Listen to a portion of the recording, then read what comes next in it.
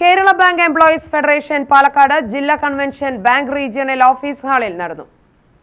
CPM സംസ്ഥാന committee അംഗം CK Rajendran ജില്ലാ കൺവെൻഷൻ ഉദ്ഘാടനം ചെയ്തു.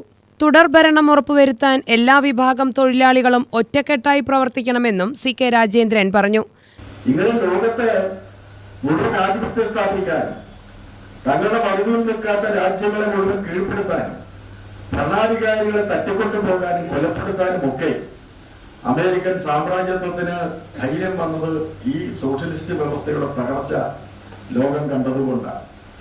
ആ വ്യവസ്ഥ തകർന്നപ്പോൾ ആഹ്ലാദപ്രകടനം നടത്തിയവരാണ് ഇന്ത്യയിലെ കോൺഗ്രസുകാർ, ആഹ്ലാദപ്രകടനം നടത്തിയവരാണ് ലീഗുകാർ.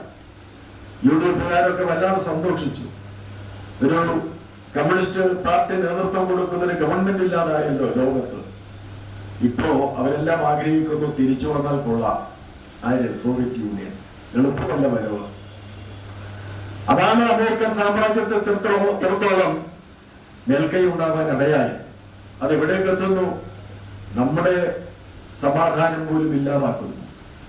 അപ്പൊ സാമ്രാജ്യത്വ വിരുദ്ധ നിലപാട് കമ്മ്യൂണിസ്റ്റുകാർ ഉയർത്തുമ്പോൾ പരിഹസിക്കുന്ന ആളുകൾ ഈ കാര്യങ്ങളിൽ അന്ന് മനസ്സിലാക്കാത്തത് കൊണ്ടാണ്. ഇപ്പോൾ മനസ്സിലായിട്ടുണ്ടോ എന്ന് നമുക്കറിയില്ല. പക്ഷെ നമ്മൾ അതിന്റെ പ്രചാരകരായിട്ട് ഇപ്പോഴും നിൽക്കുന്നു. ജില്ലാ വൈസ് പ്രസിഡന്റ് CT രവീന്ദ്രൻ അധ്യക്ഷനായി. A Ramadas, Sindhuja, സുമാഹർഷൻ, N Raju, VK Venugopalan, O Sabu എന്നിവർ പ്രസംഗിച്ചു. UTV news Palakkad.